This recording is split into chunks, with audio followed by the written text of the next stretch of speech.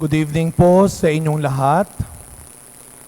Batiin natin ang mga katabi natin, good evening. At sabay-sabay natin bigyan ng papurit pasasalamat ang ating Panginoon. Palakpakan natin ang ating Panginoon sa gabing ito. Kagaya ho ng sinabi ko, ngayon po ay ang 1 ng Hulyo, unang araw ng bagong buwan, unang araw ng bagong linggo, at unang araw ng buhay ko bilang kura paroko. Kaya maraming salamat po. No? May aaminin ako sa inyo, naka-online pa naman tayo ngayon. Sa sobrang dami ho ng aking iniisip at ginagawa, aligaga kanina, hindi ako nakagawa ho ng sermon. No?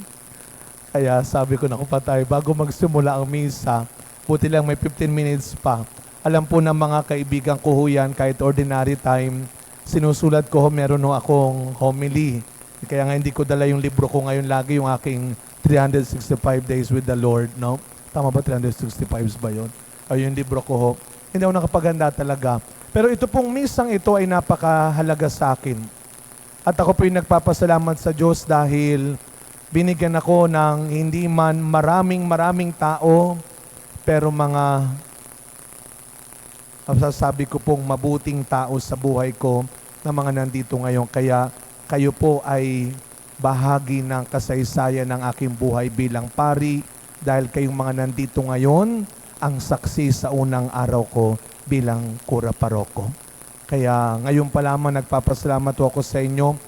Una ho, 15 years ago, ako po ay naging unang pari sa Most Holy Trinity Parish sa Balik-Balik, kung saan nandun ngayon si Father Benji. Patawarin nila ako ngayon, wala yata akong naimbitan o nasabihan na taga-Balik-Balik. No? Pagtapos po ng 6 na buwan o 4 months, ako'y nailipat po sa Malibay, Pasay, sa San Juan Nepomuceno Parish. Parang wala rin ako nasabihan sa kanila. No? Pagkatapos po ng 4 na buwan na ilipat po ako sa Espiritu Santo Parish sa Tayuman. Hindi ko ho alam kung dumating yung ilang kong nasabihan. No? Parang wala rin yata sila dito. At after po ng 4 months, ako po ay nailipat, hindi pala 4 months, doon ako naging unang assistant parish priest. Almost 4 years. At pagtapos po nun ako'y nailipat sa Our Lady of Guadalupe Minor Seminary. Parang wala rin yata ako nasabihan. At tapos po ng almost 2 years, ako po ay nailipat sa San Felipe Neri Parish sa Mandaluyong ng 8 years. 8 years, kaya nandito yung mga kaibigan ko sa San Felipe Neri, ang ating choir ay ang Lighter Side Movement Choir ng San Felipe Neri Parish.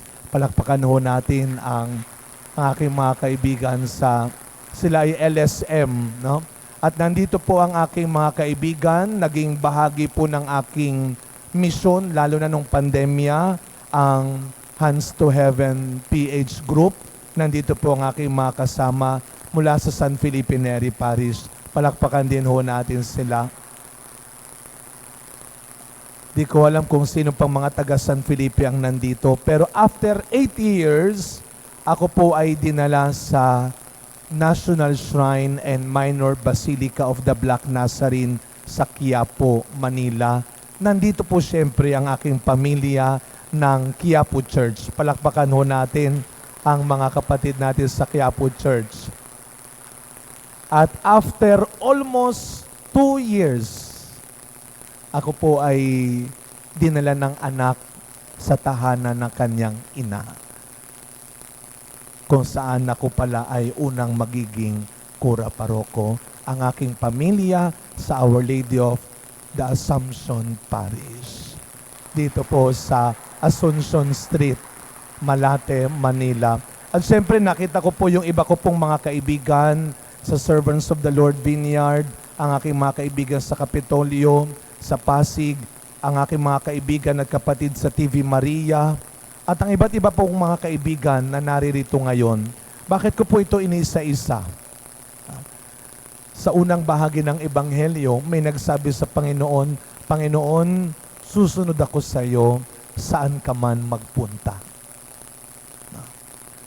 Minsan may nagtanong sa akin, mula sa isang napakalaki, napakasikat na simbahan ng Quiapo Church, dinala ako sa isang simbahang ang laging tanong, saan yun? Pag sinabing Quiapo Church, ay ang dali-dali nilang sabihin. Pero ngayon pag sabi ko, saan ka naka-assign, Father? Sa Assumption. Saan yun? Wag ko kayong mag-alala. Isang araw, hindi nila sasabing saan yun, kundi alam ko yun.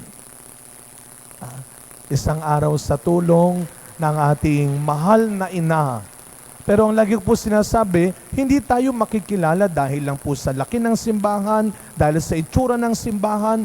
Isang araw, sa tulong ni Maria, tulong-tulong nating ipakikilala ang gawaing ng ating Panginoon sa simbahan na ito. Kaya ho, pag tinatanong nila ako, saan ka mas masaya? Saan mo mas gusto? Doon o dito? Sabi ko, una, huwag mo akong intrigahin. Mangiintriga ka pa. At pangalawa, lagi ko pong baon-baon yung sinabi sa akin ng aking spiritual director noon. Nung ako ay ililipat mula sa Tayuman papunta ng seminaryo, hindi madali po ang mapunta sa seminaryo. Kasi ang future ng simbahan ang hahawakan mo, ang aalagaan mo. Yung mga nagpapari, ang aalagaan mo, ang tuturuan mo, ang ihahanda mo. Hindi madali. Kaya takot na takot ako noon. Buti na lang yung aking spiritual director, si Father Greg Gaston, siya ngayon ang rector doon sa Colegio Filipino sa Vatican o sa Roma. Nandito sa Pilipinas. Tinanong ko po siya, Father, baka naman pwedeng tayong mag-spiritual direction. Mag-counseling tayo. Sabi niya, nako, hindi yan kaya ng text lang. Dapat lumabas tayo. Sabi ko, pasimple pa, magpapalibre lang. Nilibre ko siya sa isang kapihan. Sabi ko, Father, parang hindi ako bagay doon. Parang hindi ko yata kaya doon. I think I am not worthy. Sabi niya sa akin, Father Hans, the best place for you is where you are sent.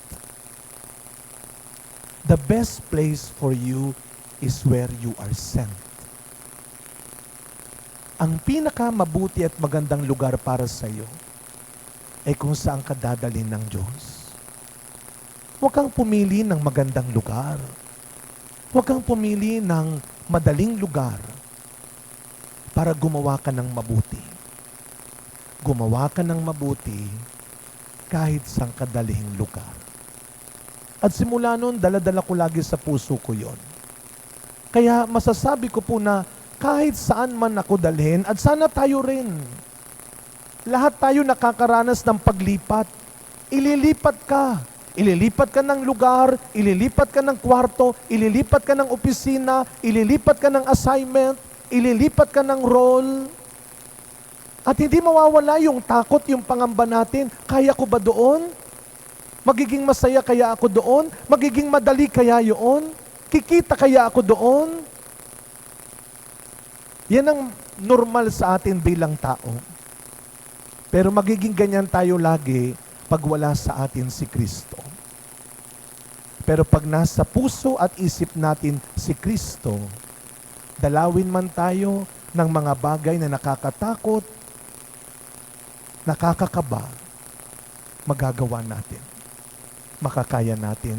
Dahil alam natin, pupunta tayo doon, hindi lang sa kung ano ang kaya mo, hindi lang sa kung ano ang meron ka, pero kung ano ang kayang gawin ni Kristo, kung ano ang kayang ibigay ni Kristo sa'yo at dahil sa'yo. Kaya nga sa huli, ano ang sabi ng ating Panginoon? Sumunod ka sa akin. Ito yon, sumunod ka sa akin.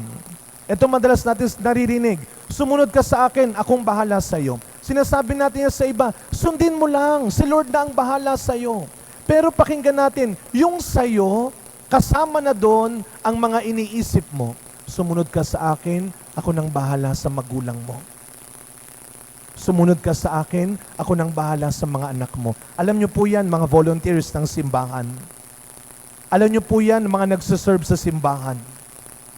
Dumarating minsan sa punto ng buhay natin, iniisip natin, baka napapabayaan ko na yung mga anak ko, gusto ko mag-serve, pero paano yung mga anak ko, yung asawa ko, yung nanay ko, yung tatay ko? Pero paano yung negosyo namin? Pero paano yung trabaho ko? Makinig ka. Sabi ni Lord, sumunod ka sa akin. Akong bahala sa iyo. Akong bahala sa mga iniisip mo. Kaya sa unang araw ko pong ito ang aking pakiusap po sa inyo. Ipagdasal niyo po ako sa mga pagkakataon na makakalimutan kong hindi ito tungkol sa akin. Na ang aking pagiging kura paroko, ang aking pagiging pastol ng simbahan na ito, ay hindi tungkol sa kung anong kaya ko. Hindi tungkol sa kung anong meron ako. Pero sa kung anong kaya ni Kristo sa pamamagitan ko. Sa kung anong meron si Kristo sa pamamagitan ko. Sa pagpapatuloy na misa natin, mga kapatid, kasama ng ating mahal na ina, araw-araw, ang dasal natin ay ang sinabi niya, hindi ko maintindihan lahat. Hindi ko kaya lahat. Pero narito ang alipin ng Diyos. Mangyari sa akin ang wika mo. Amen.